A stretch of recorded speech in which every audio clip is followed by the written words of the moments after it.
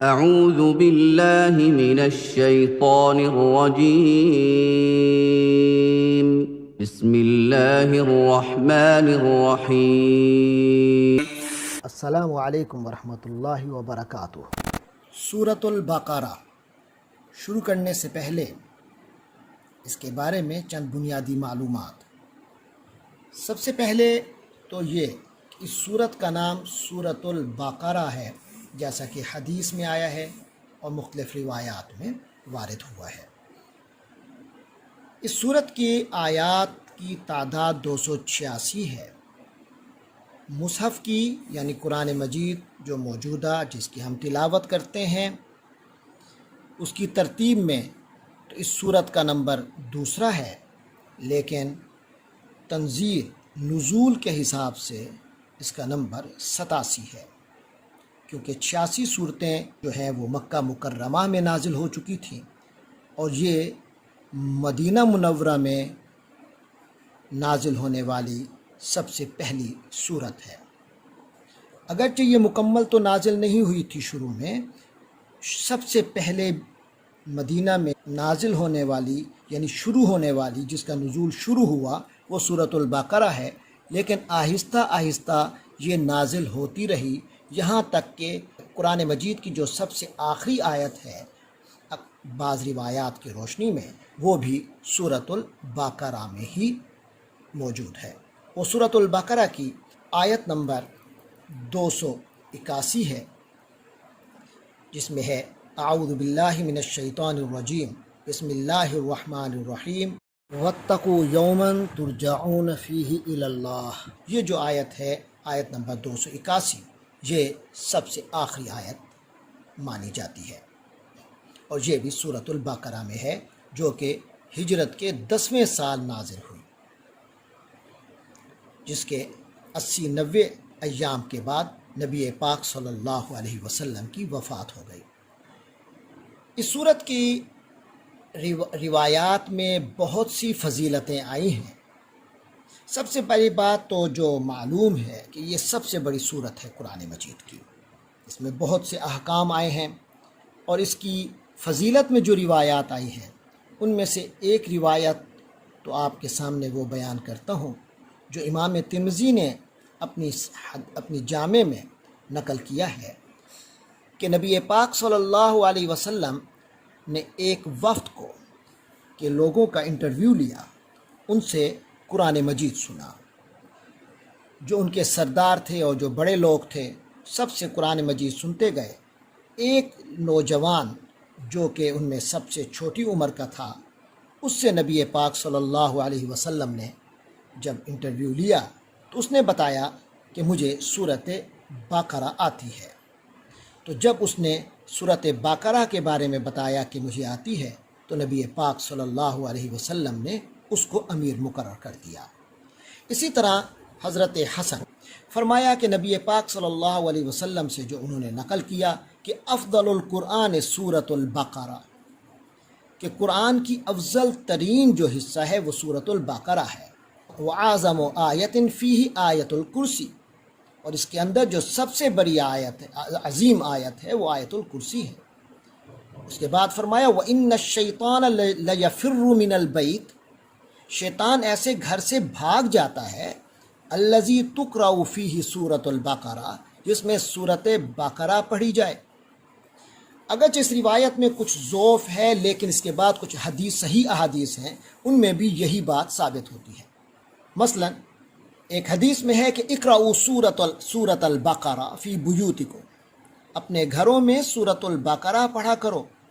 فإن الشیطان لا يدخل بیتا، شیطان ایسے گھر میں داخل نہیں ہوتا یقرأ فیہ سورۃ البقرہ، جس میں سورۃ البقرہ پڑھی جائے۔ اس حدیث کے بارے میں کوئی شک نہیں ہے، یہ صحیح ہے، حسن ہے۔ اسی طرح حضرت عبداللہ ابن مسعود رضی اللہ عنہ سے ایک روایت ہے عن النبی صلی اللہ علیہ وسلم، وہ حضور پاک سے روایت کرتے ہیں، نبی پاک نے فرمایا ان لکل شیء سناما، ہر چیز کی ایک چوٹی ہوتی ہے، کوہان ہوتی ہے، وسنام القرآن سورۃ البقرہ، اور قرآن کی کوہان یعنی چوٹی بلند ترین حصہ سورۃ البقرہ ہے۔ وَإِنَّ الشَّيْطَانَ إِذَا سَمِعَ سُورَةَ الْبَقَرَةِ، اور شیطان جب سورۃ البقرہ سن لے، تقرأ کہ پڑھی جا رہی ہو، جب سورۃ البقرہ پڑھی جا رہی ہو اور شیطان کے کانوں میں پڑے جائے، خرج من البیت، تو وہ گھر سے نکل جاتا ہے، الذی یقرأ فیہ سورۃ البقرہ، جس میں سورۃ بقرہ کی قراءت ہو رہی ہو۔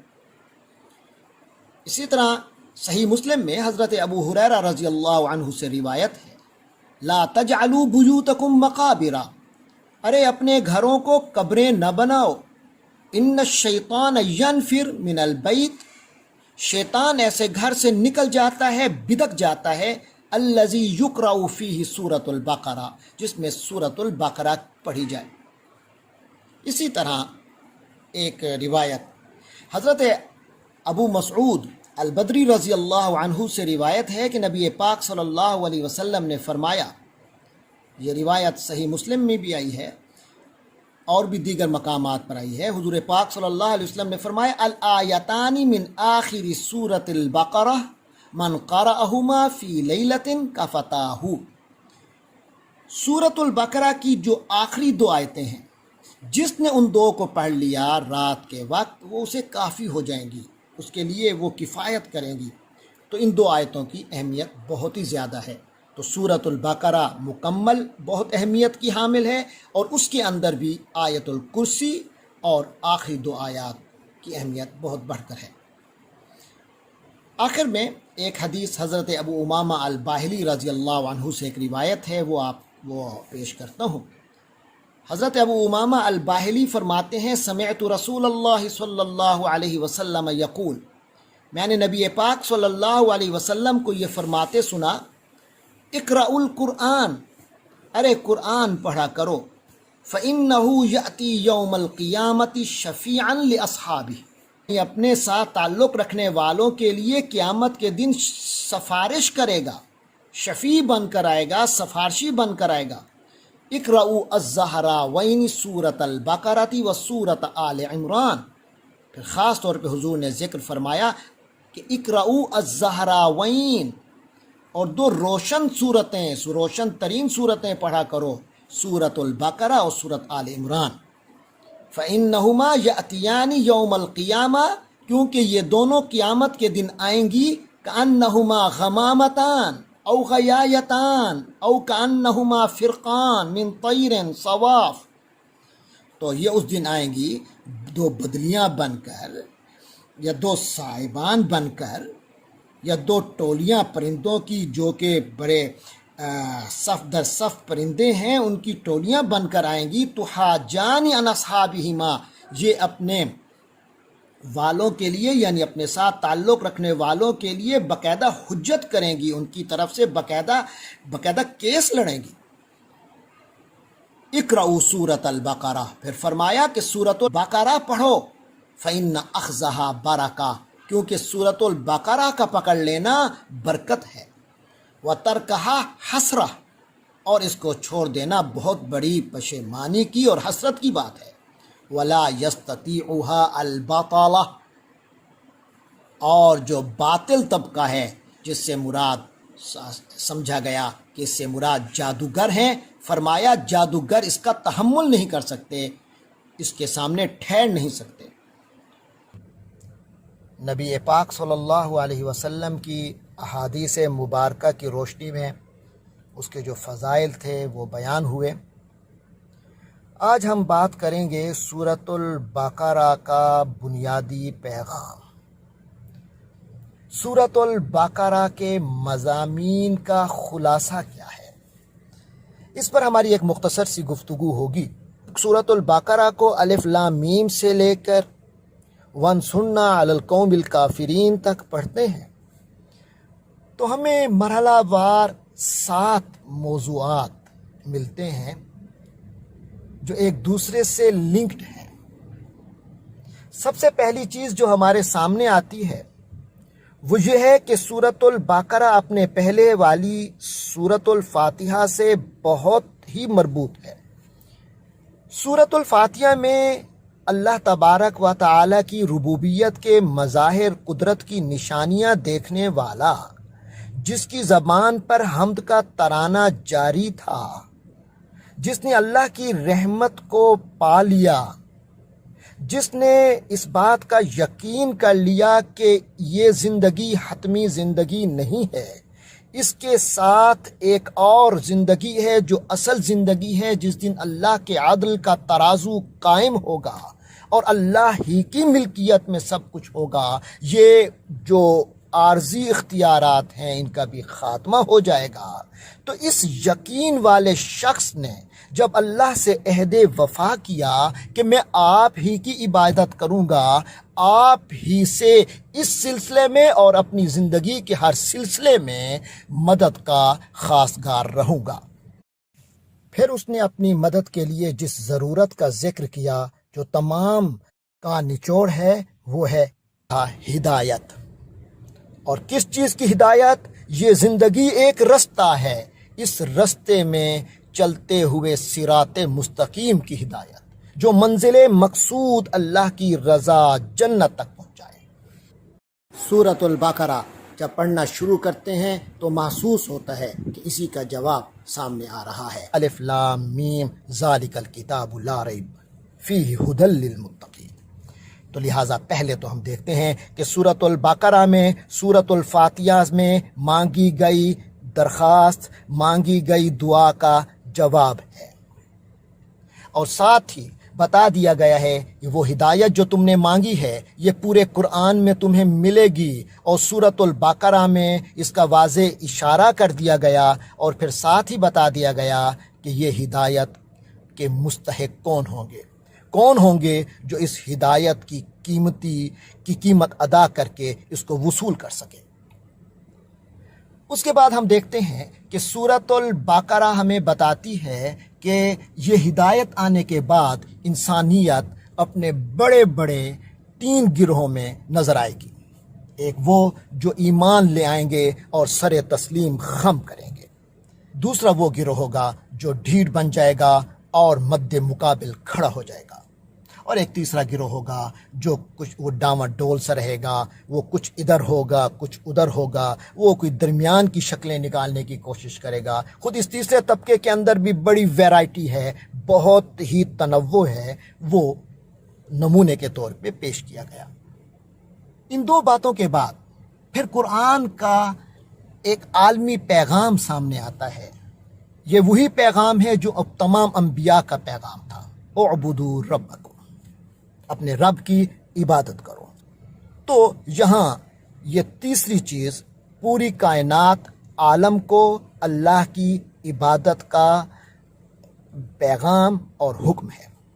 پھر اس کے بعد چوتھی چیز جو سامنے آتی ہے وہ یہ ہے کہ یہ جو عبادت کا پیغام دیا گیا ہے یہ کوئی تمہیں نہیں دیا گیا، یہ اول تخلیق انسانی سے ہی شروع ہو گیا تھا، اور انسان کو جو خلافت کا مقام ملا تھا وہ اسی عبادت کا ہی شاخسانہ تھا، اور ہم یہ وہ تصور عبادت بھی نہیں ہوگا جو کہ فرشتوں کے ہاں ہے، وہ تو اللہ تبارک و تعالیٰ کے جلووں کو خود دیکھتے ہیں، لیکن تمہیں یہ کائنات کے حقائق میں تلاش کرنا پڑے گا، اور اس کے لیے تمہارے لیے ہم مسخر کر دیں گے زمین و آسمان۔ جتنی محنت کرو گے اتنی اللہ کے قدرت کے خزانے اور نشانیاں تمہارے سامنے آتی رہیں گی، اور ان سے تم اپنے رب کو پہچانتے رہو گے اور اس میں اللہ کی خلافت کا حق ادا کرو گے۔ ان 4 باتوں کے بعد پھر بتایا گیا کہ اللہ تبارک و تعالی نے کئی لوگوں کو، کئی قوموں کو فضیلتیں عطا کی اور نمائندہ بنایا اس پیغام کا، جو دین کا، اسلام کا، انبیاء کا پیغام تھا، اس کے نمائندہ بہت سے لوگ بنے، بہت سی قومیں بنی جن کو اللہ نے بڑی فضیلتیں بخشیں، اور نبی پاک صلی اللہ علیہ وسلم کے دور میں 2 قومیں خاص طور پر اس حوالے سے قابل ذکر ہیں۔ ایک تو بنو اسرائیل اور نمبر 2 بنو اسماعیل۔ بنو اسرائیل میں بھی خاص طور پر یہود کو اس وقت ایک خاص مقام حاصل تھا، ایک علمی مقام حاصل تھا۔ اللہ کے جو پیغامات آئے تھے اس حوالے سے لوگوں کو اگر کوئی درد کا کوئی درما چاہیے تھا تو وہ انہی کے پاس جاتے تھے اور انہی سے پوچھتے تھے۔ اور ایک دوسرا مرکز ہدایت اپنے مقام کے حساب سے وہ حضرت ابراہیم علیہ السلام کا جو مرکز توحید تھا وہ بنو اسماعیل کے پاس تھا، جو اس وقت مشرکین مکہ کے روم میں موجود تھے اور وہ نمائندگی کر رہے تھے۔ لہٰذا ان کو بتا دیا گیا کہ تم نے جو حضرت ابراہیم علیہ السلام یا تم نے جو اللہ کی کتابوں اور اللہ کے نبیوں کی ہدایت کو مسخ کر کے رکھ لیا ہے، اس سے باز آ جاؤ، اور اب جو نبی پاک صلی اللہ علیہ وسلم اس اللہ کی ہدایت جو انبیاء پر نازل ہوتی رہی، اب اس کا آخری ورژن، اس کی لیٹسٹ اور لاسٹ ایڈیشن اب سامنے آ چکا ہے۔ لہٰذا اپنی پرانی بدعات سے، انحرافات سے، اپنی کارستانیوں سے باز آ جاؤ کہ اب تمام فضیلتوں کا مدار یہ ہے کہ اس قرآن کو پکڑ لیا جائے، نبی پاک صلی اللہ علیہ وسلم کے دامن سے وابستہ ہو جایا جائے۔ لہٰذا ان کی معزولی کا اعلان ملتا ہے، اور ان دو قوموں میں بھی خاص طور پر سورۃ البقرہ میں جو خطاب نظر آتا ہے براہ راست وہ صرف بنو اسرائیل کے ساتھ ہے، یہود کے ساتھ ہے۔ لہٰذا ان کو معزول کیا جاتا ہے دونوں کو اپنے اپنے مقام سے، کہ اب جو ہدایت تمہارے پاس تھی، وہی کی اللہ کے تعالیٰ کی طرف سے جو وحی آتی تھی انبیاء کی، اس کے تم محافظ تھے اور اس کو ذمہ داری کو ادا نہیں کر سکے۔ اب نبی پاک صلی اللہ علیہ وسلم اور ان کے ماننے والے اس منصب پر فائز ہو چکے ہیں۔ اور دوسرا جو بنو اسماعیل کو حاصل تھا کہ مرکز ہدایت خانہ کعبہ جو مرکز توحید تھا، حضرت ابراہیم کی نشانی تھی، وہ انہوں نے قبضے میں رکھی ہوئی تھی، لہٰذا ان کو وہاں سے بھی معزول کر دیا گیا اور بتا دیا گیا کہ اب یہ مرکز ہدایت نبی پاک صلی اللہ علیہ وسلم کے امتیوں کے لیے ہوگا، نبی پاک کے ماننے والوں کے لیے ہوگا، نئی امت مسلمہ کے لیے ہوگا۔ چھٹے نمبر پر کہ وہ نئی امت مسلمہ کو ہدایات جاری کی گئیں، تعلیمات دی گئیں، ان کے عقائد کیا ہونے چاہیے، ان کے ایمانیات پر گفتگو ہے، عبادات کے بارے میں رہنمائی ہے، اخلاقیات اور معاملات اور زندگی کے تمام شعبوں کے بارے میں اس میں تعلیمات ہیں، ہدایات ہیں۔ پھر اس کے بعد جب سورۃ البقرہ کا اختتام ہوتا ہے تو ساتویں چیز ہمارے سامنے آتی ہے کہ بتایا جاتا ہے کہ یہی رستہ تمام انبیاء کا تھا، تمام مومنین کا تھا، اور اس سلسلے میں چلتے ہوئے تم لوگوں سے کچھ غلطیاں ہو سکتی ہیں، کچھ بھول کر، کچھ کسی اور دیگر انسانی کمزوریوں کی بنیاد پر، تو اشارہ دے دیا گیا کہ ان کو بھی اللہ معاف کر دے گا۔ اور یہ کس طرح اشارہ دیا گیا؟ ایک دعا کے ذریعے سے انسان کے زبان پر ایک دعا طاری کر دی گئی، وہ کیا ہے؟ ربنا ولا تحمل علينا إصرا كما حملته على الذين من قبلنا ربنا ولا تحملنا ما لا طاقة لنا به واعف عنا واغفر لنا وارحمنا۔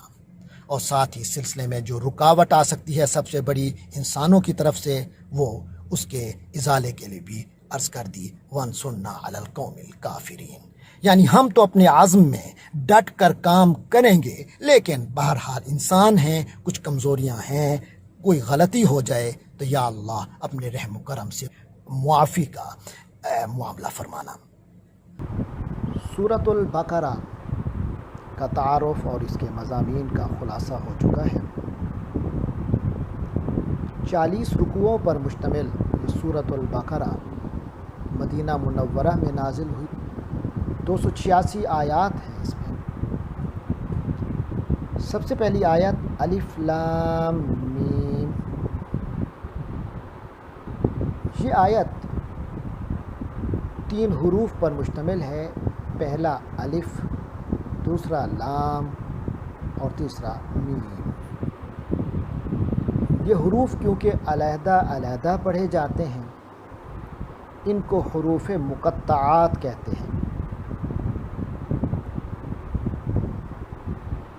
مقطعات قطع سے ہے، قطع کے معنی ہوتے ہیں کاٹنا، تو مقطع کے معنی ہے جسے خوب کاٹ دیا گیا ہو، بالکل ان کو ملا کے پڑھا ہی نہیں جا سکتا، ان کو بالکل علیحدہ علیحدہ پڑھا جائے گا۔ اسی طرح نبی پاک صلی اللہ علیہ وسلم نے پڑھا اور اسی طرح آگے منتقل ہوتا آیا۔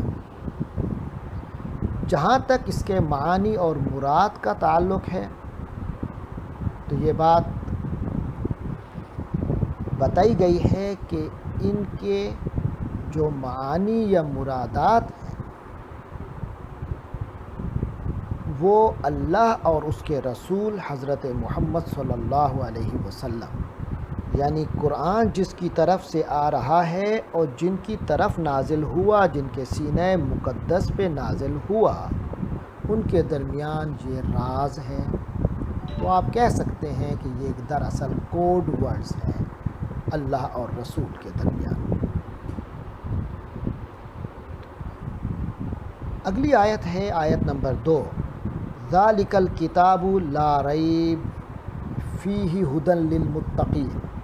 اس کو اس انداز میں بھی پڑھا جا سکتا ہے اور اسے یوں بھی پڑھا جا سکتا ہے ذالک الکتاب لا ریب فیہ ھدی للمتقین، یعنی لا ریب پہ سٹاپ کر کے فیہ سے شروع کیا جا سکتا ہے، اور دوسرا فیہ پہ سٹاپ کر کے ھدی للمتقین پڑھا جا سکتا ہے۔ اس جگہ کو معانقہ کہتے ہیں، آپ نے خاص نشان بھی دیکھا ہوگا، ملاحظہ کر رہے ہوں گے۔ یہ جو 3 نقطوں والا نشان عام طور پر ہمارے مصاحف میں ہوتا ہے، تو جس لفظ یا جن الفاظ سے پہلے اور بعد میں یہ 3 نقطے والے نشان آئیں تو ان الفاظ کو پچھلے سے ملا کر پڑھیں گے یا پھر اگلے سے ملا کر پڑھیں گے، دونوں سے ملا کر نہیں پڑھیں گے، اور ان میں سے کسی کے ساتھ ملا کر ضرور پڑھیں گے۔ جیسے یہاں فیہ سے پہلے 3 نقطوں والا نشان ہے اور فیہ کے بعد بھی ہے، تو اس کا مطلب فیہ کا یا پچھلے سے ملا کے پڑھیں گے یا اس کو اگلے سے ملا کر پڑھیں گے، دونوں طریقوں سے جائز ہے۔ اب ہم معنی کی طرف آتے ہیں۔ ذالک، ذالک اس میں اشارہ ہے، اشارہ کرنے کے لیے آتا ہے۔ ھذا قریب کا اشارہ ہے، یہ دس، اور ذالک دور کا اشارہ ہے، وہ دیٹ۔ الکتاب، کتاب سے پہلے الف لام کا حرف آیا ہے، لام تعریف اسے ہم کہتے ہیں گرامر کی زبان میں، تو الکتاب یعنی مخصوص کتاب۔ ذالک الکتاب، وہ والی کتاب، وہ والی کتاب جو ذہنوں میں موجود ہے۔ لا ریب، لا ریب یہ 2 الفاظ ہیں، ایک ہے لا، لا کے معنی ہے نہیں، اور اگلا ہے ریب، ریب کے معنی ہوتے ہیں شک،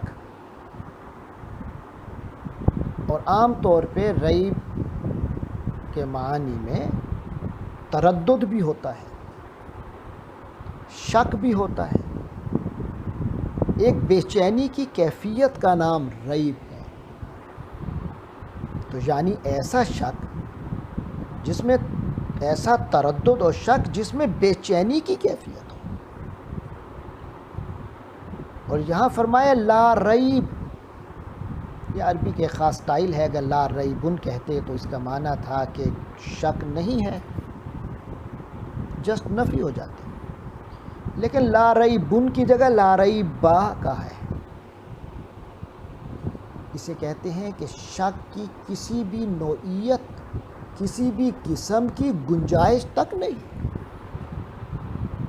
تو فرمایا ذالک الکتاب لا ریبا، یہ وہ کتاب ہے جس میں کہ کوئی شک کی گنجائش تک نہیں، فیہ اس میں، فی میں، ہی فی کے ساتھ ملحق ہی آیا ہے، یہ پروناؤن تھرڈ پرسن کے لیے، اور یہ اس کے ساتھ اٹیچ ہو کر ہے، تو اس کے معنی اس، تو فی ہی کے معنی ہے اس میں، لا ریب فیہ، اس میں کوئی کسی قسم کا شک نہیں کیا جا سکتا، گنجائش ہی نہیں ہے۔ ہدن، جنرل ہدایت، سراپا ہدایت، ہر طرف سے ہدایت، کامل ہدایت، بڑی عمومیت ہے اس میں۔ ہدن للمتقین، المتقین، اس میں سب سے پہلے لے آیا ہے، اگلا لفظ ہے المتقین۔ لے کے معنی ہے کے لیے، جیسے ہم نے کہا ملکیت کے لیے آتا ہے، کسی کے ساتھ تعلق کے لیے آتا ہے، جیسے الحمدللہ میں بتایا تھا کہ شکر اور تعریفات کا جو تعلق ہے وہ اللہ کی ذات کے ساتھ خاص ہے، لے اللہ کی ملکیت ہے۔ تو فرمایا لے کے لیے، یعنی ہدن یہ ہدایت ہے، لے کے لیے، کن کے لیے؟ المتقین۔ المتقین کو علیحدہ لکھیں گے تو الف اور لام، لیکن لام پچھلا جو لے والا تھا، کے لیے والا تھا، وہ ملا ہے تو لکھائی میں الف ڈراپ ہو گیا ہے، تو یہ لل اکٹھا لکھا ہوا آپ کو نظر آ رہا ہوگا۔ تو یہ تھا المتقین۔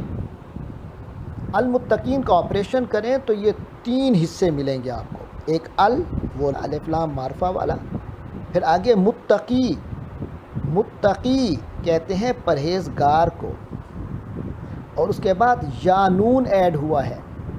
یہ جو یانون ایڈ ہوا ہے یہ جمع کی نشانی ہے عربی میں، پہلے بھی عرض کیا تھا، وانون اور یانون یہ مذکر کی جمع بنانے کے لیے عربی میں یہ ملحقات استعمال ہوتے ہیں، وانون اور یانون۔ جیسے آپ نے الحمدللہ رب العالمین میں پڑھا، عالم کی جمع عالمین، تو متقی کی جمع متقین، مومن کی جمع مومنین، مسلم کی جمع مسلمین، تو یہ اس طرح کی جمع ہے۔ تو للمتقین کے معنی ہو گئے، متقی المتقی تھا پرہیزگار، المتقین ہو گئے بہت سے پرہیزگار، اور للمتقین ہو گئے بہت سے پرہیزگاروں کے لیے، یعنی جو کوئی بھی پرہیزگار ہے ان سب کے لیے۔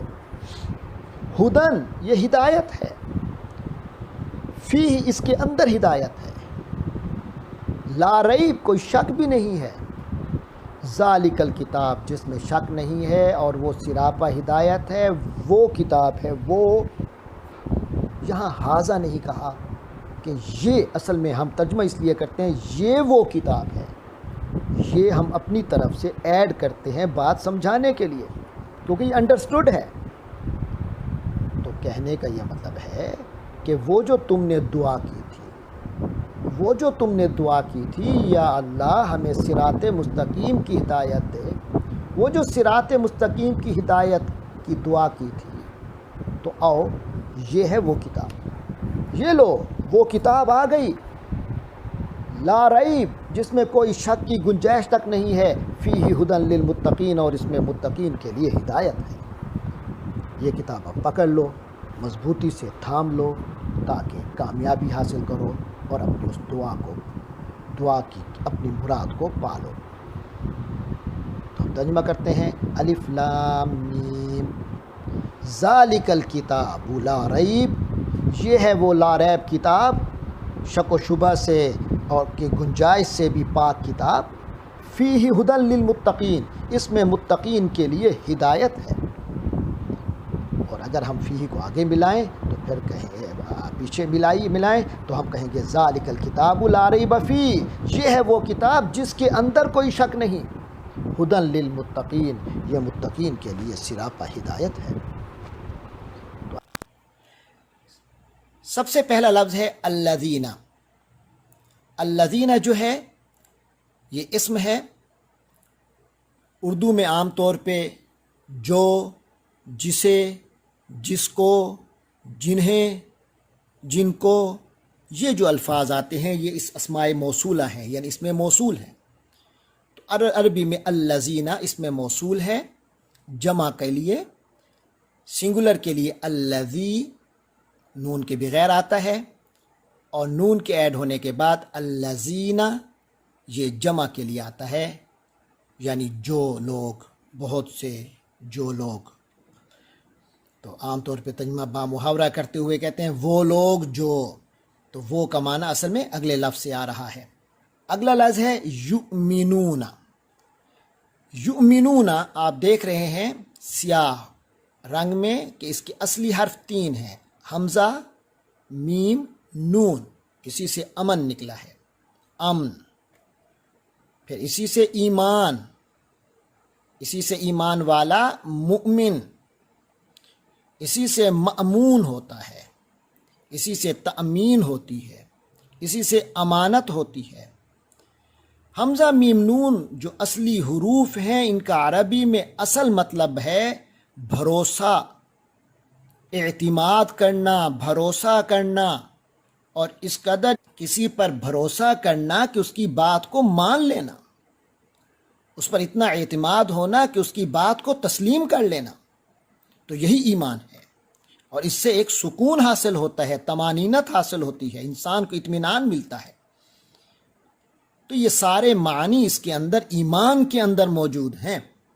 تو یؤمنو، امن سے یؤمنو، یا لگا ہے شروع میں پریفکس کے طور پہ، کیونکہ یہ فعل مضارع ہے۔ فعل مضارع کا بتایا کہ اس کا فاعل شروع سے پتہ چلتا ہے، حروف اصلیہ سے جو پہلے یعنی پریفکس جو سابقہ آتا ہے اس سے پتہ چلتا ہے کہ اس کا فاعل وہ ہے، تو ہے، میں ہوں کہ ہم ہیں۔ اس کی پہچان عرض کی تھی، اعوذ میں کے معنی تھے میں، اور نعبدو میں بتایا تھا کہ نون آئے تو ہم، اور آج ہمیں پتہ چل رہا ہے کہ اگر یا آئے تو وہ۔ اعوذ ہم نے پڑھا تھا میں پناہ میں آتا ہوں، اب اس اصول کو ذرا دیکھیے کہ نہ ہو تو ہم، تو نعوذ ہوتا تو اس کے معنی ہوتے ہم پناہ میں آتے ہیں، اور اگر یا وہ کے لیے ہوتا ہے یعوذ ہوتا تو اس کے معنی تھے وہ پناہ میں آتا ہے۔ تو یعوذ وہ پناہ میں آتا ہے، اعوذ میں پناہ میں آتا ہوں، نعوذ ہم پناہ میں آتے ہیں۔ اور اگر کہنا ہو تم پناہ میں آتے ہو تو پھر تا لگاتے ہیں، تعوذ تم پناہ میں آتے ہو۔ یہی 4 حروف یاد کر لیجئے، یا وہ کے لیے، تا تو کے لیے، میں کے لیے، نہ ہم کے لیے۔ اسی طرح نعبدو میں ہم عبادت کرتے ہیں، لیکن اگر یہاں تعبدو تے سے ہوتا تو عبادت کرتا ہے تو تعبدو ہونا تھا، اور یا سے ہو یعبدو ہوتا تو وہ عبادت کرتا ہے، اور اگر ہوتا تو اس کے معنی ہوتے میں عبادت کرتا ہوں۔ تو یہاں پیش کے ساتھ یا آیا ہے، یؤمنو وہ ایمان لاتا ہے، وہ ایمان لائے گا، لیکن یہاں یؤمنو نہیں ہے، اس کے آگے واو اور نون بھی اٹیچ ہے، یعنی اس کے بعد سفکس آیا ہے، لاحقہ آیا ہے واو نون کا، یہ واو نون اسے جمع بنا رہا ہے۔ جیسے اسم کا بتایا تھا، عربی میں جمع بناتے ہیں کسی اسم کی تو عام طور پہ مذکر کی جمع بناتے ہیں تو اس کے آخر میں وانون اور جانون لگاتے ہیں۔ تو اسی طرح فعل مضارع میں بھی واو نون لگاتے ہیں جمع بنانے کے لیے۔ یؤمنو وہ ایمان لاتا ہے، یؤمنون وہ سب ایمان لاتے ہیں۔ تو الذین یؤمنون وہ لوگ جو سب ایمان لاتے ہیں، وہ لوگ جو ایمان لاتے ہیں، وہ لوگ جو ایمان لے آئیں گے۔ بالغیب، یہ لفظ بھی بذات خود 2 کلمات پر مشتمل ہے، بے اور الغیب۔ تو یہاں بے جو ہے کیونکہ یہ حرف جر ہے، پریپوزیشن ہے، پریپوزیشن کا کوئی فکس معنی نہیں ہوتا، تو یہاں اردو محاورے میں یہ پر کا معنی دے رہا ہے، کے ساتھ یا پر، کوئی بھی ترجمہ کیا جا سکتا ہے لیکن محاورہ پر کے حق میں ہے۔ الغیب، غیب، بالغیب غیب پر۔ الذین یؤمنون بالغیب جو لوگ غیب پر ایمان لاتے ہیں۔ غیب کیا ہے؟ ہر وہ چیز جو محسوسات کے دائرے سے باہر ہو وہ غیب ہے، جس کو نہ تو میں دیکھ سکتا ہوں، نہ تو وہ چیز کانوں کے ذریعے سے یا قوت یا چھو کر یا سونگھ کر یا چکھ کر مجھے اس کا پتہ چل سکتا ہے، انچی حدود سے جو باہر ہے وہ غیب ہے۔ تو یعنی کہ اس میں اپنی ذات کے حواس کی بجائے کسی یقینی چیز پر یقین کرنا، یہ ایمان بالغیب ہے۔ اور اسلام میں ایمان بالغیب سے مراد نبی صادق علیہ الصلاۃ والسلام کے ذریعے سے جو خبر ملے اس پر یقین ہے، بے شک میرے حواس کے دائرے سے وہ باہر ہی کیوں نہ ہو، میرے مشاہدے اور میرے تجربے سے وہ بات سمجھ میں نہ آئے، مگر پھر بھی اس پر یقین کرنا یہ ایمان بالغیب ہے۔ تو الذین یؤمنون بالغیب، اور جو لوگ غیب پر ایمان لاتے ہیں۔ اگلا جملہ ہے وَيُقِيمُونَ الصَّلَاةَ، وا کے معنی اور ہیں، یقیمون یہ بھی اسی طرح اقامت سے ہے۔ اردو میں لفظ آتا ہے قیام، کھڑا ہونا، اقامت کھڑا کرنا، قائم کرنا، خود قائم کا لفظ بھی اسی سے، کھڑے ہونے والے کو قائم کہتے ہیں اور کھڑا کرنے والے کو مقیم کہتے ہیں۔ کہیں اقامت ٹھہراؤ اختیار کرنے والے کو مقیم کہتے ہیں اور اس ٹھہراؤ اختیار کرنے کو اقامت کہتے ہیں۔ تو یقیم وہ قائم کرتے ہیں، یقیم وہ قائم کرتا ہے، اور وہ نون ایڈ کیا تو یقیمون وہ سب قائم کرتے ہیں۔ الصلاۃ، الصلاۃ یہ بھی صاد لام وا اصلی حروف ہیں۔ صاد لام وا کے جو اصلی معنی ہیں وہ ہیں توجہ کرنے کے، پھر اسی کا معنی دعا کرنا بھی ہو گیا، پھر یہ عبادت کے لیے ہو گئی، پھر نبی پاک قرآن مجید اور نبی پاک صلی اللہ علیہ وسلم کی سنت سے صلاۃ ایک خاص قسم کا عمل قرار پایا۔ وہ ایک عمل جس کی حیات ظاہری شکل بھی نبی پاک صلی اللہ علیہ وسلم نے اس کو اللہ کے حکم سے مرتب فرمایا، اور پھر اس کی حقیقت بھی ہمیں بیان فرمائی۔ تو وَيُقِيمُونَ الصَّلَاةَ، اور وہ نماز قائم کرتے ہیں، جس کا ہم ترجمہ نماز کا کرتے ہیں، لفظ اصل صلاۃ ہے، تو وہ نماز قائم کرتے ہیں۔ وَمِمَّا رَزَقْنَاهُمْ يُنْفِقُونَ، پھر وا آیا ہے، وا کے معنی اور، مما یہ بھی دو کلمات سے مل کر بنا ہے، ایک ہے من، دوسرا ہے ما۔ من کے معنی میں سے، کسی چیز میں سے کچھ جو لیا جاتا ہے وہ من۔ من کا لفظی ترجمہ سے یا میں سے۔ ما بھی موصول کی، جیسے الذی موصول کے لیے آتا ہے، اسی طرح ما بھی موصول کے لیے آتا ہے، اس کے معنی ہے جو۔ مما اس میں سے جو، رزقناہم اس کے تین حصے کیے جا سکتے ہیں۔ ایک رزق، رزق سے، رزق کے معنی روزی، اس سے مراد ہر وہ چیز ہے جو کسی کی طرف سے بغیر معاوضے کے عطا ہوتی ہو، اسے رزق کہتے ہیں۔ تو اللہ کی طرف سے ہمیں جو بھی عطا ہوتا ہے، وہ پیسے کی شکل میں ہو، صلاحیتوں کی شکل میں ہو، عقل و دانائی کی شکل میں ہو، مال اولاد کی شکل میں ہو، یا جو مختلف نعمتوں کی شکل میں ہو، یہ سب رزق ہے۔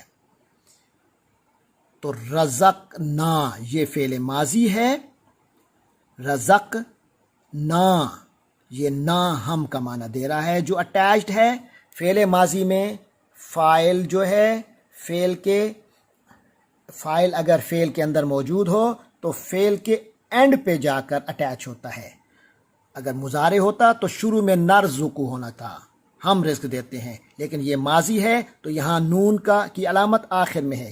رزقنا ہم نے رزق دیا، رزقنا نون زبر الف نا کے ساتھ، رزقنا ہم نے رزق دیا، رزقنا ہم نے رزق دیا ہم، یہ ہم کا لفظ ہم کی شکل میں پہلے گزر چکا ہے۔ آپ کو یاد ہوگا سورۃ الفاتحہ میں غیر المغضوب علیہم، یہ ہم ہو یا ہم ہو، یہ اس میں ضمیر ان سب کے معنی میں آتا ہے۔ دم، ہم، رزقنا ہم انہیں، رزقنا ہم نے رزق دیا ہم انہیں۔ آگے ہے ینفقون، اس کے اصلی حروف نون فا قاف، اسی سے نفقہ ہے، خرچ جو میاں کے ذمہ ہوتا ہے اپنی بیوی کو دینا، نفقہ، نان نفقہ ہم کہتے ہیں، تو نفقہ کے معنی خرچ، اور اسی سے عربی میں انفاق کا لفظ آتا ہے، یہ بھی ہمارا اردو میں استعمال ہوتا ہے، خرچ کرنا، انفاق، خرچ کرنا۔ تو اسی سے فعل مضارع ہے ینفقو، وہ خرچ کرتا ہے، یا پیش کے ساتھ، پہلے بھی بتایا، یا زبر کے ساتھ ہے یا پیش کے ساتھ ہے، اس کے معنی فعل مضارع کے شروع میں اٹیچ ہو کر، تو اس کے معنی وہ کے ہوتے ہیں۔ ینفقو، وہ خرچ کرتا ہے، اور پھر جمع کے لیے اینڈ میں واو نون کا اضافہ ہوا، ینفقون، وہ سب خرچ کرتے ہیں۔ تو اس کے ساتھ بھی اس کا تیسرا حصہ بھی مکمل ہوا، وَمِمَّا رَزَقْنَاهُمْ، اور اس میں سے جو ہم نے انہیں رزق دیا، اور ہم نے جو انہیں رزق دیا اس میں سے ینفقون، وہ خرچ کرتے ہیں۔ یہ متقین کی ابتدائی 3 علامتیں آئی ہیں۔ پچھلی آیت میں تھا ذالک الکتاب لا ریب فیہ ھدی للمتقین، یہ وہ لا ریب کتاب ہے جس میں متقین کے لیے ہدایت ہے۔ تو یہاں وضاحت ہو رہی ہے کہ متقین کون ہیں، قرآن کی ہدایت سے فائدہ کون خوش نصیب اٹھائیں گے۔ ان کی ابتدائی 3 صفات، الذین یؤمنون بالغیب، پہلی صفت یہ ہے کہ وہ غیب پر ایمان رکھتے ہیں۔ یہ نہیں ہے کہ جو کچھ اپنے مشاہدے و تجربے میں ہے بس اس کو ہم مانیں گے، اس سے بالا اللہ کا نبی آ کر ہمیں بتا رہا ہے تو تب بھی نہیں مانیں گے، نہیں، بلکہ اللہ کی طرف سے جو بھی بات آئے گی، انتہائی سچے جو اللہ کے بھیجے ہوئے پیغمبر ہیں ان کے ذریعے سے جو بھی آئے گی بات، ہم اس کو مانیں گے۔ الذین یؤمنون بالغیب ویقیمون الصلاۃ، اور نماز کو قائم رکھتے ہیں۔ نماز صرف پڑھتے نہیں ہیں بلکہ اس کو قائم رکھتے ہیں۔ نماز کو قائم رکھنا یہ ہے کہ نبی پاک صلی اللہ علیہ وسلم نے اس کی جو ظاہری حیت مقرر کی ہے، جو شکل مقرر کی ہے، اسی شکل میں ادا کرنا، اور اس کی جو اس کی باطنی روحانیت آپ نے بیان فرمائی ہے اس کو قائم رکھنا، یہ اقامت صلاۃ ہے۔ وَيُقِيمُونَ الصَّلَاةَ، اور نماز کو قائم رکھتے ہیں، وَمِمَّا رَزَقْنَاهُمْ يُنْفِقُونَ، اور جو کچھ ہم نے ان کو صلاحیتیں، مال و دولت جو بھی عطا کیا ہے اس کو محض اپنے لیے ذخیرہ نہیں کرتے بلکہ ینفقون، اس میں سے خرچ کرتے ہیں۔ تو سارا بھی نہیں، یہ نہیں کہ بالکل سب کچھ دے کر بالکل فارغ ہو جاتے ہیں، دوسروں پر بوجھ بن جاتے ہیں، نہیں، اس میں سے خرچ کرتے ہیں۔ سورۃ البقرہ کی آیت نمبر 4، اعوذ باللہ من الشیطان الرجیم، بسم اللہ الرحمن الرحیم، والذین یؤمنون بما انزل الیک وما انزل من قبلک وبالآخرۃ ہم یوقنون۔ صدق اللہ العظیم۔ اس آیت میں 12 الفاظ ہیں۔ ان 12 الفاظ میں بیشتر پچھلی آیت اور اس سے گزشتہ آیات میں گزر چکے ہیں۔ جیسے سب سے پہلا لفظ والذین، واو کے معنی اور ہیں، اس پر پہلے بات ہو چکی۔ الذین، اس میں موصول، الذی کی جمع، جو لوگ، وہ لوگ جو، یؤمنون، گزشتہ آیت میں اس پر بات ہو گئی، امن سے، امن کے معنی کسی کے بھروسے پر، اعتماد پر، بات مان لینا۔ یؤمنون، وہ سب ایمان رکھتے ہیں۔ بما، بی کا لفظ آیا تھا یؤمنون کے ساتھ، یؤمنون بالغیب، غیب پر، تو یہاں بھی بے پر کے معنی میں آئے گا یؤمنون بما، اور ما کے معنی جو، یہ بھی گزشتہ روز گزرا۔ مما رزقناہم ینفقون میں ما سے پہلے من آیا تھا، مما تھا، اور یہاں بما ہے، تو ما کے معنی جو، جس۔ تو یؤمنون، وہ لوگ ایمان رکھتے ہیں، بما، اس چیز پر جو، انزلہ، یہ آج نایا لفظ ہے لیکن اردو دان طبقے کے لیے یہ نایا نہیں ہے۔ نزول، نازل ہونا، منزل، یہ تمام لفظ تنزیل، تنزل، عوامی انداز میں کہتے ہیں تنزلی، تنزل اصل لفظ ہے۔ تو یہ تمام لفظ ایک ہی مادے سے ہیں، ایک ہی روٹ سے ہیں، اور وہ روٹ ہے 3 حرفی نون، زائے اور لام۔ نازالہ اترا، اور اس سے انزالہ بنتا ہے اتارا۔ نازالہ اترا اور انزالہ اتارا، اور پھر اس سے پیسے وائز یعنی فعل مجہول بنتا ہے انزلہ، اسے اتارا گیا، وہ چیز اتاری گئی، نازل کی گئی۔ ان سب کے اندر یہ جو نون زیر لام سے جو بھی لفظ آئیں گے اس میں اترنے کا معنی آئے گا، نیچے کی طرف آنے کا معنی ہوگا، جیسے نزول اترنا، انزال اتارنا، منزل اترنے کی جگہ جہاں آپ پہنچ کر پھر اترتے ہیں۔ اسی طرح تنزل، تنزل کے معنی ہوتے ہیں بتدریج نیچے آنا، نیچے کی طرف جانا۔ اس کے مقابلے میں ترقی ہے، اوپر کی طرف جانا۔ تو انزلہ نازل کیا گیا، اتارا گیا۔ الیکا، یہ بھی 2 کلمات ہیں، ایک ہے الا، دوسرا ہے کا۔ الا کی معنی ہے طرف، یہ پریپوزیشن ہے، اور کا اس میں ضمیر ہے سیکنڈ پرسن کے لیے، تو، تیری، آپ۔ الیکا تیری طرف، آپ کی طرف۔ انزل الیکا آپ کی طرف نازل کیا گیا۔ اسی طرح وما انزلا، اور جو اتارا گیا، من، اور کل بھی آیا تھا مما میں سے کا معنی دے رہا تھا وہاں، تو من کے معنی یہاں سے کے ہوں گے، قبل پہلے، اور یہاں پھر قبلی کا وہی تیرے والا سیکنڈ پرسن کے لیے، قبلی کا تیرے سے پہلے، تجھ سے پہلے، من قبلی کا آپ سے پہلے۔ وما انزلا من قبلی کا، اور جو اتارا گیا، جو نازل ہوا، جو نازل کیا گیا آپ سے پہلے۔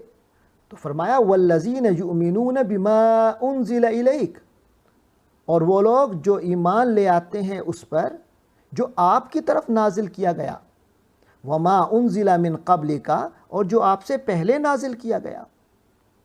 یہ متقین کی 4تھی علامت، ایمان لاتے ہیں اللہ کی طرف سے جو نازل ہوتا ہے اس پر، کہ یعنی انسان جو ہے وہ ہدایت کا محتاج ہے، اس کے لیے اللہ نے کوئی بندوبست کیا ہے۔ اس حوالے سے بھی وہ دونوں چیزوں کو مانتے ہیں، ایک یہ ہے کہ جو ہماری طرف ہدایت آئی اس کو بھی ہم مانتے ہیں، اور اس بات کو بھی مانتے ہیں کہ ہم سے پہلے بھی اللہ نے یہ سلسلہ جاری رکھا ہوا تھا۔ پھر اس کے بعد 5ویں ان کی صفت متقین کی یہ آئی وَبِالْآخِرَةِ هُمْ يُوقِنُونَ، وا کے معنی اور بالآخرہ، یہ بھی 2 کلمات ہیں، پہلے بے جو سابقہ آیا ہے وَبِالْآخِرَةِ، اور آخرت کے ساتھ، آخرت پر، آخرت کے بارے میں، ہم، یہ ہم کا لفظ علیحدہ سے پہلی بار آیا ہے۔ اس سے پہلے کل ہم کا لفظ آیا تھا رزقناہم، اس وقت وہ اٹیچڈ پروناؤن کے طور پہ آیا تھا رزقنا کے ساتھ مل کر، رزقناہم۔ یہاں علیحدہ آیا ہے اور پہلے آیا ہے، یوقنون سے پہلے آیا ہے۔ ہم کے معنی، رزقناہم کے معنی تھے ان سب کو، اب پہلے آیا ہے تو فاعلی معنی دے گا وہ سب، یعنی وہ سب ڈوئر ہیں، کرنے والے ہیں۔ کیا کرنے والے ہیں؟ یوقنون، یوقنون یہ یقین سے ہے۔ یقین کا لفظ اردو میں استعمال ہوتا ہے۔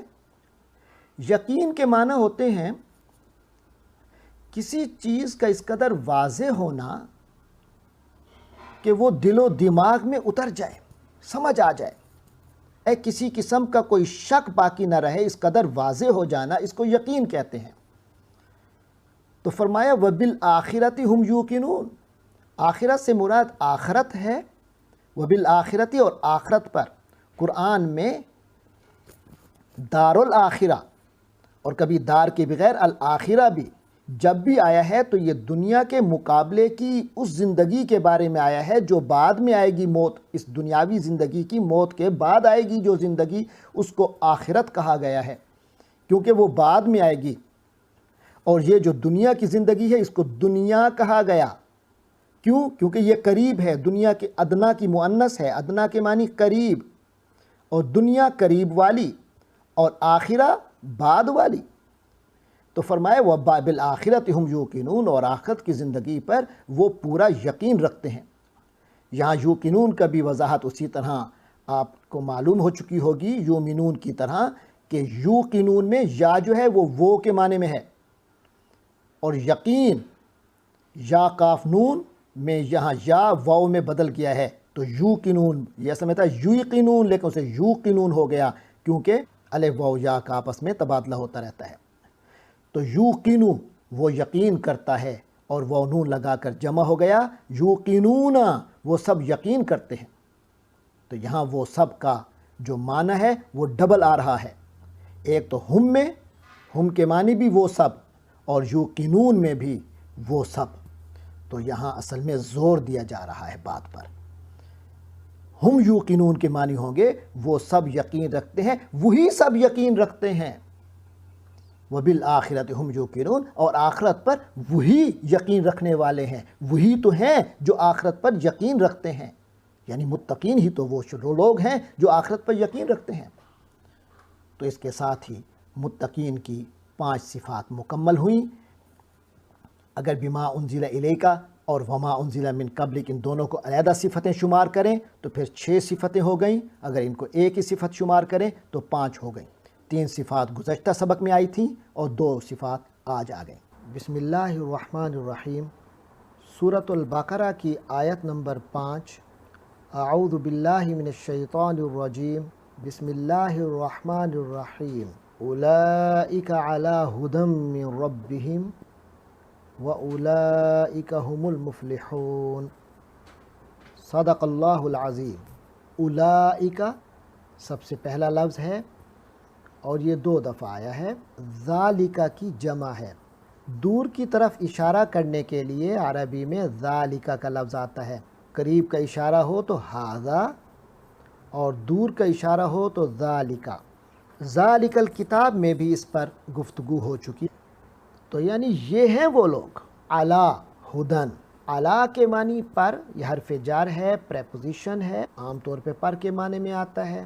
ھدن، ھدن کے معنی ہے ہدایت، رہنمائی، تو علی ھدن یہ لوگ ہدایت پر ہیں، ہدایت پر سوار ہیں۔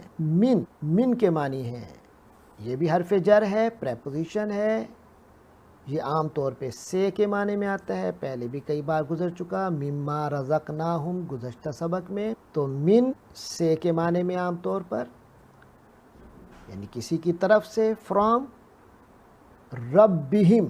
دراصل 2 کلمات ہیں، ایک ہے رب، دوسرا ہم۔ رب بھی پہلے گزر چکا، رب العالمین میں اس کی وضاحت ہو گئی، پروردگار، مالک، مصلح، یہ سارے معنی آتے ہیں، تو ہم اس کا معنی رب ہی کریں گے۔ اور ہم غیر المغضوب علیہم میں بھی آ گیا، اور گزشتہ سبق وَمِمَّا رَزَقْنَاهُمْ والے میں بھی آ گیا تھا۔ یہ اٹیچ پروناؤن لفظ کے آخر میں آتا ہے، 3rd پرسن کے لیے ہے، جمع کے لیے ہے، یعنی ان کے، ان کا، ان کو، ان معنی میں یہ آتا ہے۔ تو ربہم ان کے رب۔ پھر آ گیا وَأُولَئِكَ، وا بھی پہلے گزر چکا، اور اولئک اس پر گفتگو کر چکے ہیں کہ ذالک کی جمع ہے۔ اور ہم، اب یہ ہم علیحدہ آیا ہے، جیسے کل بھی ہم نے دیکھا تھا وَبِالْآخِرَةِ هُمْ یوقنون، تو یہ جب اپنے لفظ سے پہلے آتا ہے ہم ڈیٹیچڈ پروناؤن، تو یہ لفظ سے پہلے آتا ہے اور فاعلی معنی میں ہوتا ہے، یعنی وہ لوگ ہیں، یا سبجیکٹیو معنی میں ہوتا ہے، بعد میں اس کی خبر آتی ہے۔ ہم وہ ہیں، ہم یہ ہوا کی جمع ہے۔ اگلا لفظ ہے المفلحون۔ المفلحون کے لفظ کو سمجھنا ہے۔ میں شروع میں جو الف لام ہے یہ تو وہی لام تعریف ہے، یعنی معرفہ بنانے کے لیے، جیسے انگلش میں دا اور دی آتا ہے۔ مفلحون کہ آخر میں واو نون ہے اور وہ جمع بنانے کے لیے آتا ہے۔ عربی میں کسی اسم کو جمع بنانا ہو تو واو نون یا یا نون آتا ہے۔ یا نون کی مثالیں ہم نے پڑھی رب العالمین میں، عالم کی جمع عالمین، غیر المغضوب علیہم ولا الضالین میں ضالین، ضال کی جمع، ایسے ہدی للمتقین میں متقی کی جمع متقین۔ تو یہاں واو نون سے مفلحون، اور مفلحین بھی مفلح سے یا نون سے جمع بنتی ہے، لیکن یہاں گرامیٹیکل سٹرکچر جو ہے وہ یا نون کی بجائے واو نون کا تقاضا کر رہا تھا۔ انشاءاللہ ان تفصیلات میں کبھی موقع ملا تو آگے ہم جائیں گے۔ تو یہاں واو نون سے جمائی ہے مفلحون، تو اصل لفظ رہ گیا مفلح۔ مفلح کا لفظ جو ہے یہ فلاح سے ہے، اس کے حروف اصلیہ بھی 3 ہیں، فا، لام، حا۔ فلحن، فلحن کے معنی ہوتے ہیں کسی چیز کو توڑ کر سخت مشقت کے بعد اپنی مراد کو پا لینا، کوئی لمبا سفر اور مرحلہ طے کر کے عبور کر کے اپنی منزل کو پا لینا، یہ فلاح ہوتی ہے۔ اور کسان کیونکہ اپنی پوری مشقت اور زمین کو پھاڑ کر زمین کو کاشت کرتا ہے، بیج ڈالتا ہے، اس میں محنت کرتا ہے، بالآخر اپنی مراد کو پاتا ہے، اس لیے اس کو فلاح کہتے ہیں۔ اور اسی سے آپ سنتے ہوں گے حی علی الفلاح اذانوں میں، تو فلاح کامیابی اور مراد ہے، یعنی حی علی الفلاح، نماز کی طرف آئیے، اپنی مراد کو پائیے۔ اور ہم سب کی مراد اللہ تعالی ہے، اللہ کی رضا ہے، تو نماز اس کا سب سے بڑا ذریعہ ہے، لہذا حی علی الصلاح کے بعد فوری کہا جاتا ہے حی علی الفلاح۔ تو فا لام ہا کے معنی ہوتے ہیں کہ مشقت کے بعد اس کو عبور کرنے کے بعد اپنی منزل اور مراد کو پا لینا، تو یہ مفلح ہے۔ فا لام ہا سے پہلے میم آیا ہے پیش کے ساتھ، یہ مومن میں جیسے حمزہ میم نون کے امن سے پہلے جب پیش والی میم آتی ہے اور لفظ مومن بنتا ہے تو اسے معنی ایمان والا، یعنی فاعلی معنی پیدا ہوتا ہے۔ اسی طرح مفلح فلاح والا، اسی طرح مسلم اسلام والا، جو مسلمان ہو اسے مسلم کہتے ہیں، جو ایمان والا اسے مومن کہتے ہیں، اسی طرح جو فلاح پا جانے والا ہو اسے مفلح کہتے ہیں۔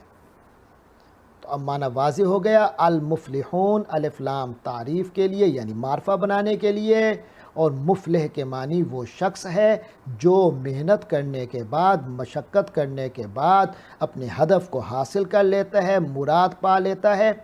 اور واو نون جمع کرنے کے لیے تو المفلحون کا ترجمہ ہم اردو میں صرف یہی کر سکتے ہیں، مراد پا جانے والے کامیاب لوگ۔ تو اب یہ آیت کے تمام الفاظ کی وضاحت ہو گئی، اب آیت کا ہم ترجمہ دیکھتے ہیں۔ فرمایا اولئک علی ھدی من ربہم، وہی لوگ ہیں یا یہی لوگ ہیں جو ہدایت پر ہیں، علی ھدی ہدایت پر ہیں، من ربہم اپنے رب کی طرف سے، یعنی رب کی طرف سے توفیق ملی کہ وہ ان کو ہدایت پہ وہ براجمان ہو گئے، علی ھدی ہدایت پر براجمان ہو گئے۔ گویا یہ نہیں کہ وہ صرف ہدایت کے ساتھ چلیں گے، نہیں، بلکہ وہ ہدایت پر سوار ہیں۔ وَأُولَٰئِكَ هُمُ الْمُفْلِحُونَ، اور وہی لوگ ہیں، وہی تو ہیں جو کامیاب ہیں، اپنی مراد پا جانے والے ہیں۔ تو مراد جو ہے وہ دونوں جہانوں کی کامیابی ہے، آخرت کی بھی اور دنیا کی بھی۔ تو یہ کون ہیں؟ یہ متقین ہیں، جن کو قرآن رہنمائی فراہم کرتا ہے، اور قرآن کی رہنمائی میں ان کے عادات اور اخلاق کیا سامنے آتے ہیں، اس کا ثمرہ کیا ہوتا ہے، وہ ہم نے 5 نشانیاں گزشتہ اسباق میں پڑھی۔ اللہ تبارک و تعالیٰ سے دعا ہے کہ ہمیں انہی خوش نصیبوں میں بنائے جن کے بارے میں اللہ نے فیصلہ کر دیا کہ جب یہ صفات پیدا ہو جاتی ہیں تو علی ھدی من ربہم، وہ لوگ ہدایت پر براجمان ہو جاتے ہیں۔ اور وہ ہدایت ان کے رب کی ہدایت ہے، ان کے رب کی طرف سے توفیق کی بنیاد پر ہے۔ وَأُولَٰئِكَ هُمُ الْمُفْلِحُونَ، اور بالآخر وہی لوگ ہیں جو اپنی دنیا اور آخرت کی مراد پا جانے والے ہیں۔ اگرچہ کچھ عرصہ جاں گسل مشقتوں سے گزرنا پڑتا ہے، مگر بالآخر کامیابی ہی ان کے قدم چومتی ہے۔ فرمان باری تعالی ہے، اعوذ باللہ من الشیطان الرجیم، بسم اللہ الرحمن الرحیم، ان الذین کفروا سواء علیہم اانذرتہم ام لم تنذرہم لا یؤمنون۔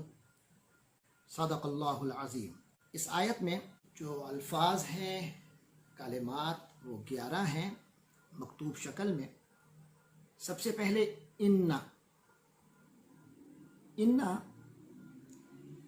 کا جو لفظ ہے، یہ عربی میں جملہ اسمیہ کے شروع میں جب آتا ہے تو یہ بے شک اور یقیناً کا معنی دیتا ہے، انگلش میں ویریلی۔ تو کسی بھی بات کو اس جملے میں جو سٹیٹمنٹ دی گئی ہے اس کو پکا کرنے کے لیے یہ انا آتا ہے، یعنی یہ بات کنفرم ہے۔ تو ہم اردو میں اس کا ترجمہ بے شک اور یقیناً کرتے ہیں۔ الذین کفروا، الذین جو ہے یہ الذی کی جمع ہے، پچھلے گزشتہ اسباق میں گزر چکا، اس میں موصول ہے، یعنی جو لوگ، جن لوگوں نے کفروا، کافرو جو ہے یہ کفر سے ہے، بڑا معلوم لفظ ہے، معلوم معنی ہے اس کا، کفر۔ اس سے فعل ماضی ہے کافارا، تینوں حرفوں پہ زبر ہے، کافارا، اس نے کفر کیا، یہ فعل ماضی ہے اس سے۔ اس کے بعد اس میں واو کا اضافہ کیا ہے اور الف کا، لکھنے میں الف کا اضافہ ہے لیکن بولنے میں نہیں ہوگا۔ کافرو واو ہے، اس کے بعد الف ہے، کافرو۔ یہ ماضی کا جو تھرڈ پرسن ہے کا صیغہ ہے کہ اس نے کفر کیا، تو کافرو اس کو جمع میں لے گیا ہے، کافرو ان سب نے کفر کیا۔ تو ان الذین کفروا، یقیناً جن لوگوں نے کفر اختیار کیا۔ اب یہاں ذرا کفر کو سمجھ لیجئے۔ کفر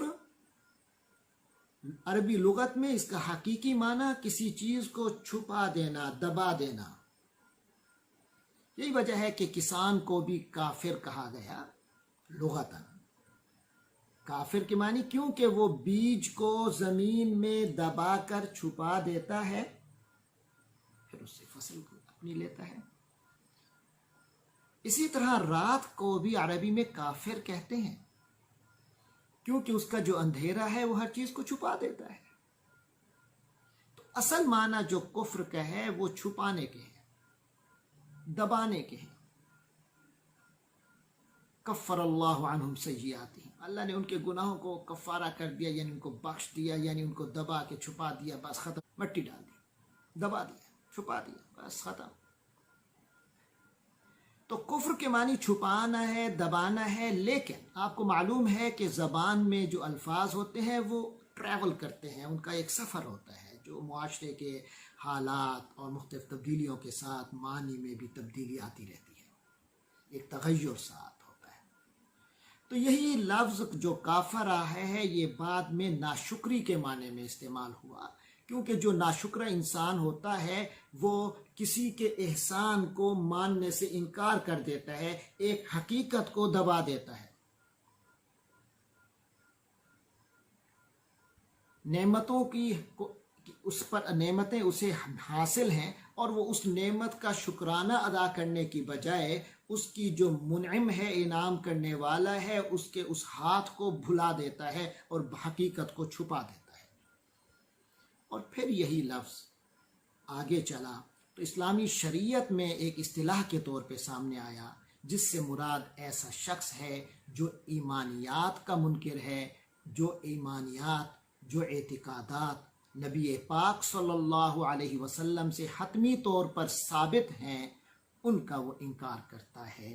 وہ حالانکہ فطرت کی دعوت تھی، حقائق کی دعوت تھی، اس نے ان حقائق کو اور فطرتی اصولوں کو اس نے چھپا دیا اور دبا دیا اپنے جو خواہشات نفس کی غلاظت تھی ان کے اندر، تعصب کے اندر، ہٹ دھرمی کے اندر، تو مسلمان کے مقابلے میں کافر کا لفظ استعمال ہوا۔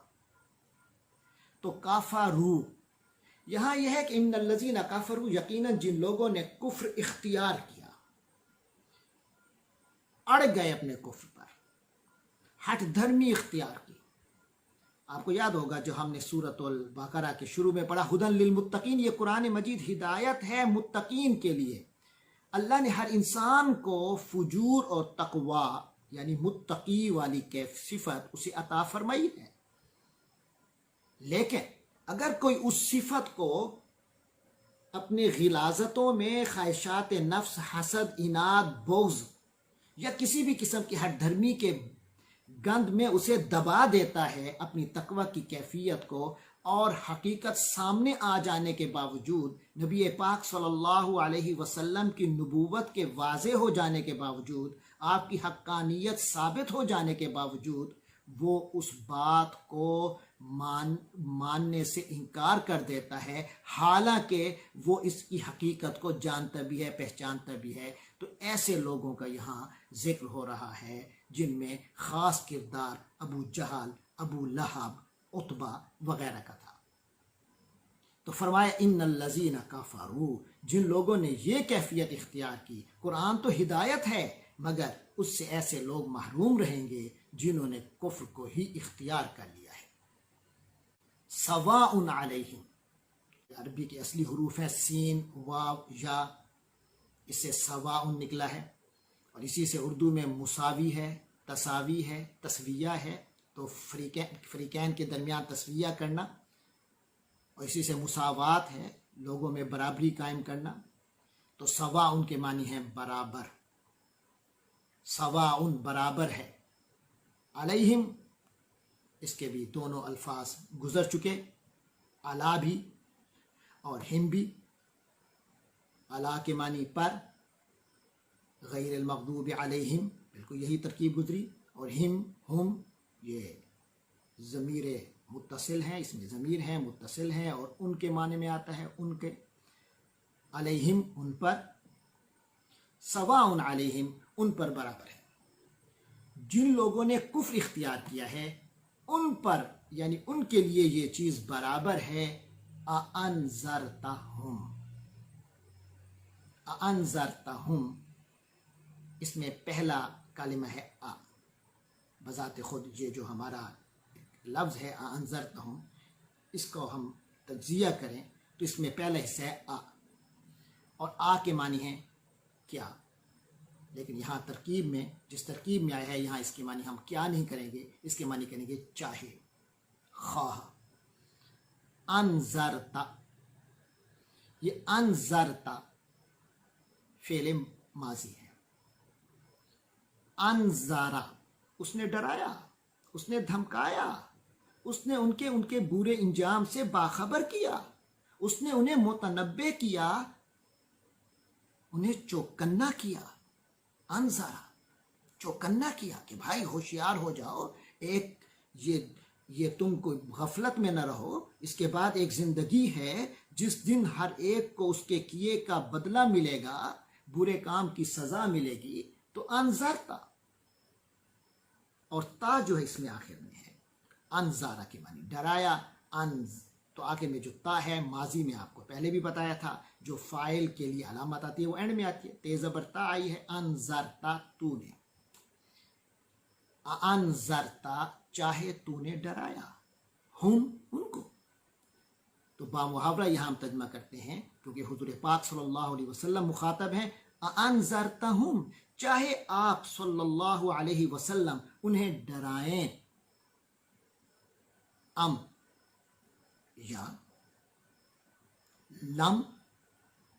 لم جو ہے یہ ہمیشہ فعل مضارع سے پہلے آتا ہے، دو کام کرتا ہے معنوی طور پر، نہیں کا معنی دیتا ہے، اور دوسرا یہ ہے کہ جب یہ فعل مضارع سے آتا ہے، حالانکہ فعل مضارع میں حال اور مستقبل کا زمانہ ہوتا ہے، لیکن یہ اس کو ماضی میں لے جاتا ہے۔ تنذرہم. تو پہلے بتایا کہ تنذرہم جو ہے یہ فعل مضارع ہے، یہ بھی ہوئی انذارہ سے. انذارہ اس نے ڈرایا. اگر یا ہوتا ینذرو تو وہ ڈراتا ہے، وہ ڈرائے گا، لیکن تے ہے تو یہ ہوگا تو ڈراتا ہے، تو ڈرائے گا. حمزہ ہوتا تو انذرو میں ڈراتا ہوں، میں ڈراؤں گا. نون ہوتا تو ننذرو ہم ڈراتے ہیں، ہم ڈرائیں گے. تو یہ تے سے ہے تنذر،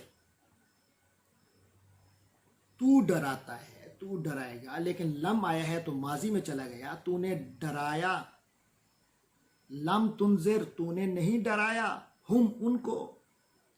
لیکن جیسے بتایا کہ آ اور ام کی ایک خاص ترکیب کی وجہ سے یا ہم نے چاہے کا معنی کیا، اور پھر اس کا معنی بھی ہم محاورہ ہم نے یہ ڈرایا نہیں کیا بلکہ ڈرائیں.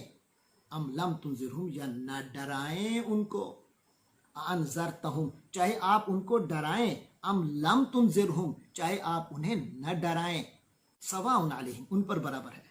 یعنی کہ ان کی بد نصیبی، انہوں نے اپنی فطرت کو اس قدر فاسد اور اپنی فطرت کو فرسودہ کر دیا ہے کہ ان کے لیے برابر ہے کہ اب وہ محروم رہیں گے. لیکن آپ تو اپنا مشن چلاتے رہیں گے. دین کا کام کرنے والا تو اپنا کام کرتا رہے گا. لیکن جنہوں نے اپنی فطرت کو ہی خراب کر لیا، جس کے اندر ایک تقوی موجود تھا، ایک احساس موجود تھا، حق باطل کا ایک احساس موجود تھا، مگر جس نے اس کو دبا دیا، چھپا دیا، اس کے بارے میں یہ ہے کہ لا یؤمنون، وہ ایمان نہیں لائیں گے. جنہوں نے اپنی فطرت کو بگاڑ دی ہے وہ ایمان نہیں لائیں گے. چاہے نبی پاک صلی اللہ علیہ وسلم جیسی صادق شخصیت، اصدق الصادقین شخصیت بھی موقع پہ موجود ہے، جن کی صرف زیارت ہی ایمان کا سبب بن جاتی ہے، جن کے معجزات اور کیا دلائل، گفتگو، پورا زندگی کا پورا ایک کردار. تو بہرحال لیکن جن کے دلوں پہ یہ کیفیت ہو کہ انہوں نے ہر چیز کفر کو پر ڈھیٹ ہو گئے ہوں، کفر پر اڑ گئے ہوں، فرمایا ان پر برابر ہے کہ آپ ڈرائیں یا نہ ڈرائیں، وہ ایمان نہیں لائیں گے. لا یؤمنون، لا کے معنی نہیں، اور یؤمنون کے معنی ہم پہلے معلوم کر چکے. ام سے ہے، آمانا ایمان سے ہے، آمانا وہ ایمان لایا، اور اس سے مضارع شروع میں یا ہے تو وہ ایمان لاتا ہے، وہ ایمان لائے گا، اور آخر میں غونون ہے جمع کے لیے. تو یؤمنون وہ سب ایمان لاتے ہیں، وہ سب ایمان لائیں گے. لا یؤمنون وہ ایمان نہیں لائیں گے. تو ان الذین کفروا سواء علیہم، بے شک جن لوگوں نے کفر کو اختیار کر لیا، کفر پر اڑ گئے ہیں، سواء علیہم ان کے لیے برابر ہے. انذرتہم ام لم تنذرہم چاہے آپ صلی اللہ علیہ وسلم انہیں ڈرائیں، باخبر کریں، تنبیہ کریں، ام لم تنذرہم یا تنبیہ نہ فرمائیں، لا یؤمنون وہ ایمان نہیں لائیں گے. حضور پاک صلی اللہ علیہ وسلم کے دور میں مشرکین اور یہود و بنی اسرائیل کے ان مخصوص لوگوں کے بارے میں یہاں خبر دی گئی ہے جنہوں نے حق کو پہچان لینے اور جان لینے کے باوجود محض اپنی ہر دھرمی، تعصب، حسد، بغض اور اناد کی وجہ سے ایمان قبول کرنے سے وہ لوگ محروم رہے، جن میں بڑے بڑے نام جیسے آپ پہلے عرض کیا، ابو جہل، عتبہ، ابو لہب اور دیگر مشرکین اور جو ان کے راہ پہ چلے. اور اس کے علاوہ مدینہ منورہ میں، یثرب میں یہود اور بنو اسرائیل کے کئی علماء اور جو ان کے راہ پر چلے وہ محروم رہے. باقی کئی لوگ جو کسی غلط فہمی میں تھے یا کسی اور کوئی رکاوٹیں تھیں، مگر جو ہی دور ہوئی تو وہ ایمان لے آئے. اور اس سے ہمیں ایک عام سبق بھی ملتا ہے کہ جس کسی نے بھی حق اور باطل کی پہچان کی اپنی فطری صلاحیت، احساس کو دبا لیا، اسے جتنا بھی حق بتا دیا جائے، حق دکھا دیا جائے، حق سمجھا دیا جائے، وہ پھر بھی حق بات کو ماننے سے محروم ہی رہے گا. بسم اللہ الرحمن الرحیم. ختم اللہ علی قلوبہم وعلی سمعہم وعلی ابصارہم غشاوہ وَلَهُمْ عَذَابٌ عَظِيمٌ. صدق اللہ العظیم. خاتمہ ختم سے، ختم کے معنی ہوتے ہیں مہر لگا دینا، سیل کرنا، ختم کر دینا. تو خاتمہ جو ہے یہ فعل ماضی ہے، یعنی یہ بتایا جا رہا ہے کہ یہ کام ہو چکا، खातामा मोहर लगा दी, अल्लाहु अल्लाह ने, खातम अल्लाह अल्लाह ने मोहर लगा दी। ये जो खातमा का लफ्ज़ आया था, इसी से हमारी उर्दू में इख्तिताम, ख़त्म हो जाना, खुद ख़त्म। ख़ातिम नबी पाक सल्लल्लाहु अलैहि वसल्लम ख़ातिमुन नबीयीन भी हैं और ख़ातमुन नबीयीन भी हैं। ख़ातिम के मानी ख़त्म करने वाला, मोहर लगा देने वाला, और ख़ातम के मानी जिसके ज़रिए से मोहर लगाई जाए। तो ख़ातमा उसने मोहर लगा दी, ख़ातम अल्लाह अल्लाह ने मोहर लगा दी, अला कुलूबिहिम, अला के मानी पर, कुलूबिहिम दो कलिमात पर मुश्तमिल है। पहला कुलूब, दूसरा हिम, हिम और हुम कई बार गुजर चुके। कुलूब जो है ये क़ल्ब की जमा है, क़ाफ के साथ दिल होता है। तो कुलूबिहिम उनके दिलों, अला कुलूबिहिम उनके दिलों पर, ख़तम अल्लाहु अला कुलूबिहिम अल्लाह ने उनके दिलों पर मोहर लगा दी, उनके दिलों पे बंदिश लग चुकी। व अला, अला भी गुजरा तो वा पहले कई बार गुजर चुका, वा के मानी और, व अला और पर, सम, सम जो है वो कान को नहीं कहते, कान को तो अरबी में उज़ुन कहते हैं। सम कहते हैं वो कुव्वत जो सुनने की है, यानी कुव्वत समाअत, हियरिंग।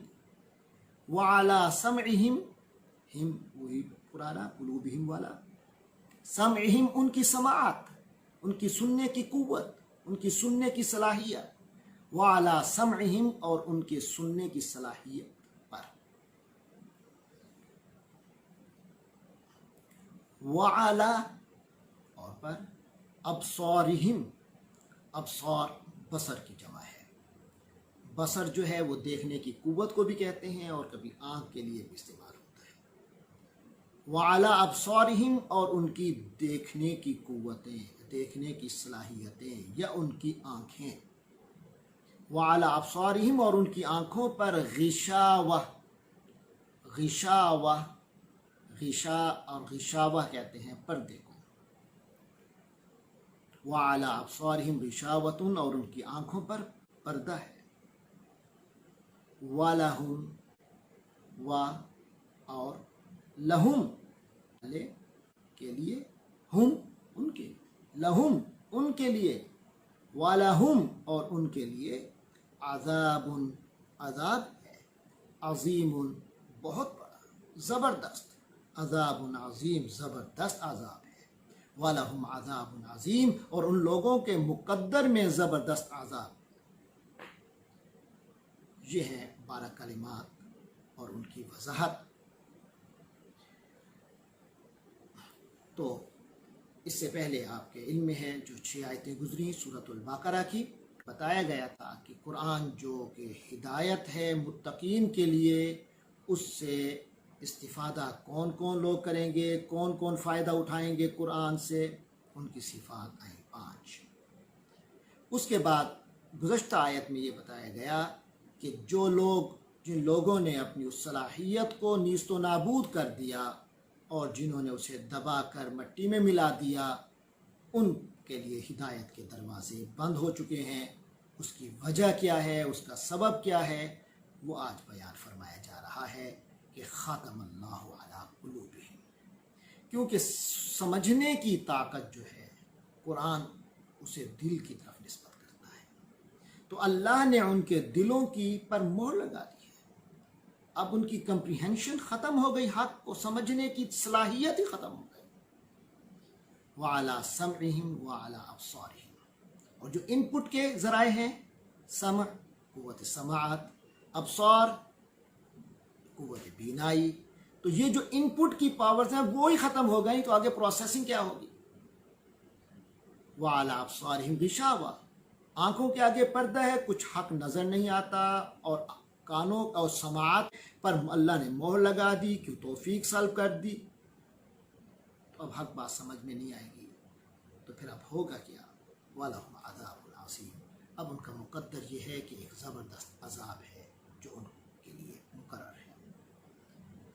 تو ایمان اور ہدایت کے راستے واضح ہونے کے باوجود اب وہ لوگ ایمان نہیں لا سکیں گے جن کی طرف کل بھی اشارہ ہوا۔